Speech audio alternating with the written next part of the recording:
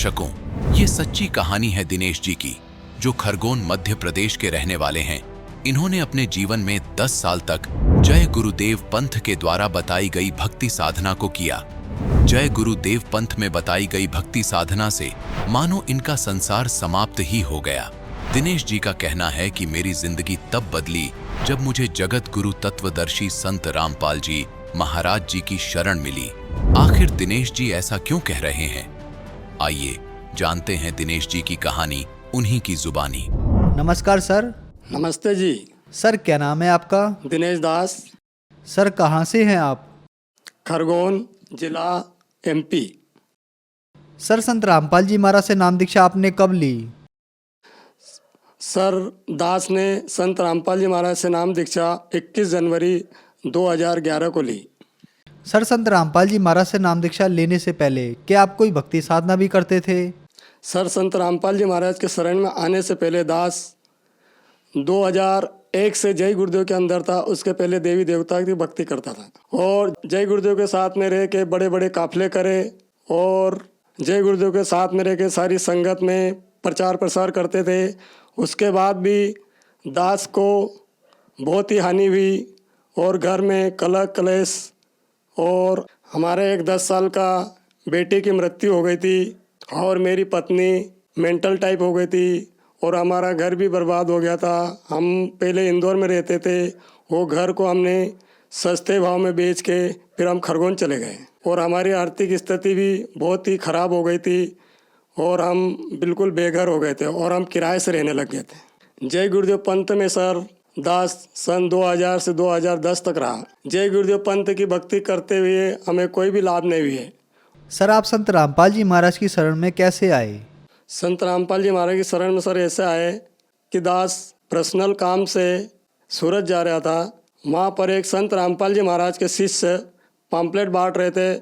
उस पम्पलेट में लिखा हुआ था, अवश्य जानिए जीव हमारी जाति है, मानव धर्म हमारा, हिंदू मुस्लिम सिख ईसाई धर्म नहीं कोई न्यारा। फिर लिखा हुआ था, कौन ब्रह्मा का पिता, कौन विष्णु की माँ, शंकर का दादा कौन है। ये प्रश्न सुनकर मेरे पैरों के नीचे से ज़मीन खिसक गई और मैंने दास ने यह सोचा कि जब हम जय गुरुदेव में थे तो भी देवी देवता की पूजा करते थे, सब कुछ करते थे और यहाँ पर तो बता रहे कि कौन ब्रह्मा का पिता, कौन विष्णु का माँ, शंकर का दादा कौन है। फिर आगे लिखा हुआ था, माता दुर्गा अष्टंगी का पति कौन है। फिर मैंने सोचा फिर ब्रह्मा विष्णु महेश किसकी भक्ति करते? जब ब्रह्मा विष्णु महेश और किसी की भक्ति करते और वो पम्पलेट देने वाला जो संत रामपाल जी महाराज का शिष्य था वो चला गया। मैं उसको ढूंढने लगा। ढूंढते ढूंढते संत रामपाल जी महाराज की दया हुई और वो मेरे सामने आया और उन्होंने मेरे को पुस्तक दी और घर मैंने उस पुस्तक को पढ़ा। पुस्तक को पढ़ने के बाद में संत रामपाल जी महाराज के आश्रम में गए और वहाँ जाके हमने 21 जनवरी 2011 को नाम दीक्षा ली।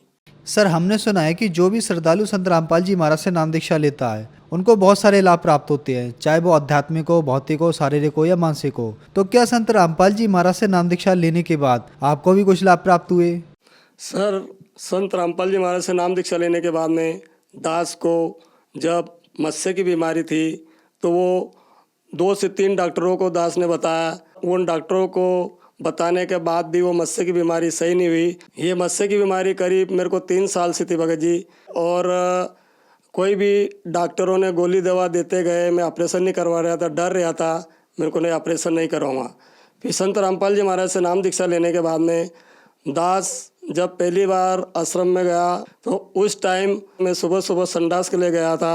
वहीं देखा कि लेटरिन के रास्ते में मतलब पूरा ब्लड ही ब्लड निकल गया। मैं एकदम देख के घबरा गया कि ये क्या हो रहा।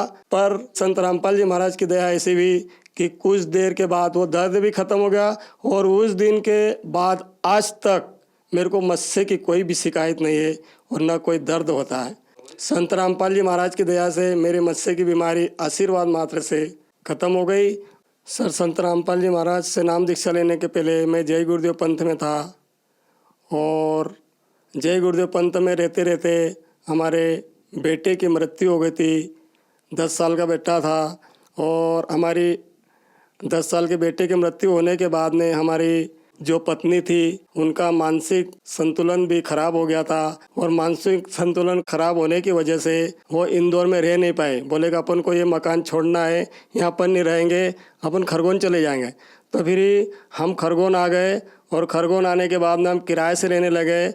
उसके बाद में धीरे धीरे संत रामपाल जी महाराज की खबर मिली तो दास पहले गया, उसके बाद में दूसरी बार पत्नी को भी लेके गया था साथ में। संत रामपाल जी महाराज के आश्रम में लेके गए तो वहाँ पर उन्होंने देखा, सब समझा, संत रामपाल जी महाराज का सत्संग सुना। उसके बाद में उन्होंने भी नाम दीक्षा ले ली। उसके बाद में वो बिल्कुल अच्छे हो गए। आज संत रामपाल जी महाराज की भक्ति करते हैं और भक्ति करते करते आराम से आज उनको कोई भी टेंशन नहीं है और मालिक की दया से मौज है। उसके बाद में भगत जी दास को फिर एक लाभ और हुआ।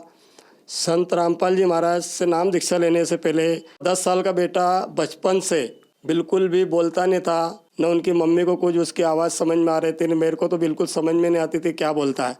जब हम संत रामपाल जी महाराज के वहाँ पर गए और जब संत रामपाल जी महाराज आशीर्वाद देने आते हैं, वहाँ पर दास ने प्रार्थना लगाई कि मालिक ये आपका बच्चा बचपन से नहीं बोलता, तो आप दया करो मालिक। संत रामपाल जी महाराज आशीर्वाद दे के चले गए। फिर 2 कदम वापस आए, बोले बेटा आज से फिर ये बोलने लग जाएगा।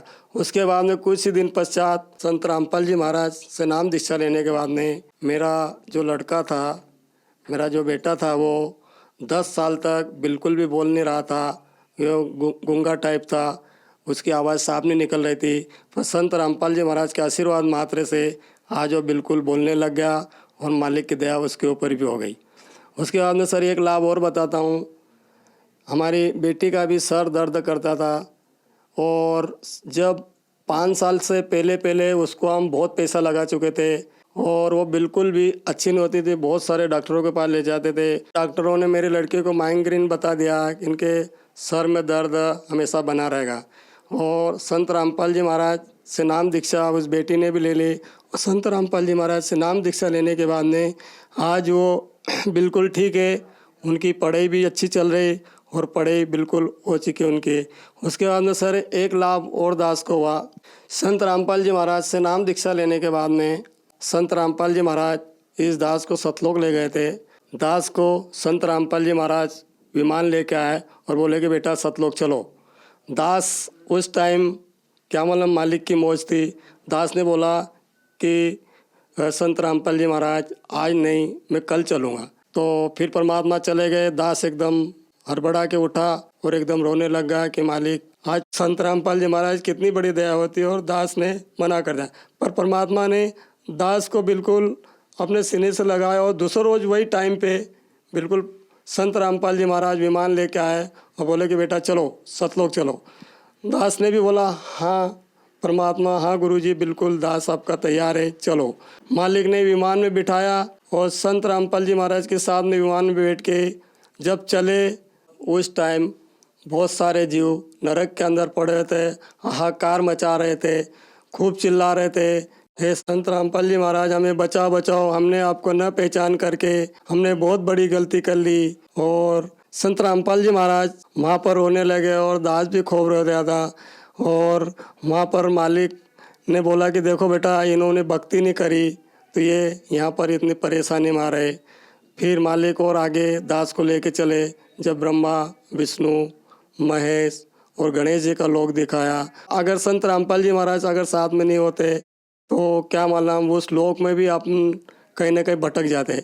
फिर वहाँ से आगे जैसे चले तो धर्मराज के अदालत में गए।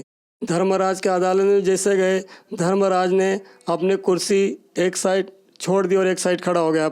संत रामपाल जी महाराज वहाँ पर विराजमान हो गए और वहाँ के धर्मराज ने बोला कि देखो ये आत्मा, ये संत रामपाल जी महाराज है, ये पूर्ण परमात्मा है, ये कबीर साहब के अवतार है, इनकी शरण कभी में मत छोड़ना, नहीं तो फिर हम तो क्या है जन्म मरण के चक्कर में फंसे। ब्रह्मा, विष्णु, महेश और ये जितने भी देवी देवता है सब जन्म मरण के चक्कर में फंसे। फिर संत रामपाल जी महाराज वहाँ से फिर आगे बढ़े तो जब एक गेट बहुत बड़ा आता है वहाँ पर काल भगवान बैठा रहता है। अगर संत रामपाल जी महाराज की शरण में थे, नहीं तो फिर वहाँ पर जाने से उस विकराल शरीर को देखने से अपन को इतना डर लगता है कि पूछो मत। मैं थोड़ा वहाँ पर डर रहा था। संत रामपाल जी महाराज ने बोला कि बेटा डरो मत, यहाँ पर सतनाम का सुमरण करो। जैसे ही दास ने सतनाम का सुमरण करा तो एकदम काल बहुत बड़ा था, वो एकदम नीचे झुक गया। जैसे नीचे झुका परमात्मा संत रामपाल जी महाराज आगे चले, दास भी उन्हीं के ऊपर पैर रख के आगे चला और एकदम आगे जाने के बाद में एकदम वो सीधा हो गया। आगे जैसे चले बस वहाँ से फिर सतलोक में चले गए। सतलोक जाने के बाद में बहुत ही वहाँ पर बड़े बड़े पहाड़ है, हीरा जवाहरत के, दूधों की नदी है और अमृत जल है और वहाँ पर बहुत सारी हंस आत्माएँ, और परमात्मा ने दास को वहाँ पर छोड़ दिया और हंस आत्माएँ मेरे आसपास सब खड़ी हो गई। दास के आसपास हंस आत्माएँ खड़ी हो गई और हंस आत्माएँ बोलने लगी कि देखो मृत्यु लोक से एक आत्मा संत रामपाल जी महाराज यहाँ पर लेके आए। तो संत रामपाल जी महाराज ने बोला कि इस आत्मा को अपना घर दिखा दो और सब पूरे ब्रह्मांडों को दिखा दो। तो जब वो आत्माएँ मेरे को लेके चली और मेरा घर दिखाया, घर वहाँ पर इतना बड़ा था भगत जी, एक पृथ्वी के बराबर, मतलब ये इंदौर शहर कहीं नहीं लगता, इससे भी बहुत बड़ा वहाँ पर अपना एक घर है। और वहाँ पर फल फूल ऐसे है कि अगर एक को तोड़ लो तो दूसरा वहाँ पर तैयार हो जाए। तो दास की स्थिति थी, दास को पपीता खाने की बहुत शौक़ था, तो दास ने 5 पपीते बड़े बड़े एक साथ तोड़े। 5 पपीते एक साथ तोड़े तो वहाँ पर 5 पपीते वापस वहीं के वहीं लग गए और गुरुजी दूर से देख के दास को हंस रहे थे। फिर मालिक संत रामपाल जी महाराज को बोला, हम इनको मालिक संत रामपाल जी महाराज मैं एक पपीता थोड़ा सा खा लो। बोले हाँ बेटा खा ले। पपीता जैसे मैंने खाई फिर परमात्मा ने बोला कि बेटा चलो वहाँ पर आपको परमात्मा के दर्शन करवा। वहाँ पर जैसे परमात्मा जो गुम्बज के ऊपर विराजमान थे कबीर परमात्मा, और कबीर परमात्मा जैसे विराजमान थे वही संत रामपाल जी महाराज भी उनके अंदर समा गए। मतलब कबीर परमात्मा संत रामपाल जी महाराज दोनों एक ही है। पूर्ण परमात्मा संत रामपाल जी महाराज धरती पर आए हैं और यहाँ पर अपना जीवों को ज्ञान बता के अपना उतार गए। फिर कुछ ही देर बाद संत रामपाल जी महाराज ने दास को बोला कि बेटा आप नीचे जाओ। मैं वहाँ पर बहुत रोने लग गया कि मालिक अब दास को नीचे ना भेजो, अब मैं यहीं रहूँगा। बोले नहीं बेटा आपको नीचे जाना पड़ेगा, अपने भाई बहन जो भी है उनको सबको समझाना है, वहाँ पर प्रचार प्रसार करना और आपको फिर वापस आपके पास सतनाम है, फिर सार नाम मिलेगा, फिर आपको हम यहाँ पर लेके आएंगे, फिर आपको यहीं रहना पड़ेगा। फिर संत रामपाल जी महाराज की दया से दास को नीचे भेजा। फिर एकदम मेरी नींद खुली और मेरे को ऐसा लगा कि मालिक ने आज दास के ऊपर दया करी। तो जो लोग आज आपको देख रहे हैं वो भी बीमार हैं या परेशान हैं, उनके लिए आप क्या कहना चाहेंगे? सर भगत समाज जो दास को देख रहा है, दुनिया वालों से भगत समाज से प्रार्थना ही कर सकते हैं कि दुनिया वालों पूर्ण परमात्मा संत रामपाल जी महाराज धरती पर आए हैं, उनको पहचानो। खास करके दास अपने रिश्तेदारों को, भाई बहन छोटे बड़े जो अपने रिश्तेदार हैं उनको मैं बोलता हूँ, सबको प्रार्थना करना चाहता हूँ कि आप जल्दी से जल्दी संत रामपाल जी महाराज को समझो। उनकी बुक ज्ञान गंगा पुस्तक, गीता तेरा ज्ञान अमृत, जीने की राह, ये सब पढ़ो और संत रामपाल जी महाराज की शरण में जल्दी से जल्दी आओ और अपना कल्याण कराओ। सर संत रामपाल जी महाराज से नाम दीक्षा कैसे ले सकते हैं? संत रामपाल जी महाराज से नाम दीक्षा ऐसे ले सकते हैं, जो टीवी पर जो सत्संग आता है संत रामपाल जी महाराज का 7:30 से 8:30 बजे तक, उस टीवी के नीचे एक पट्टी चलती है, उस पट्टी पर सतलोक आश्रम के कुछ नंबर दिए जाते हैं। उस नंबर पर संपर्क करके आपको बता दिया जाएगा, जो आपका नज़दीकी नामदान सेंटर है वहाँ को आपको पता दिया जाएगा और वहाँ से आप नाम दीक्षा बिल्कुल आसानी से ले सकते हैं। धन्यवाद सर। सत साहिब।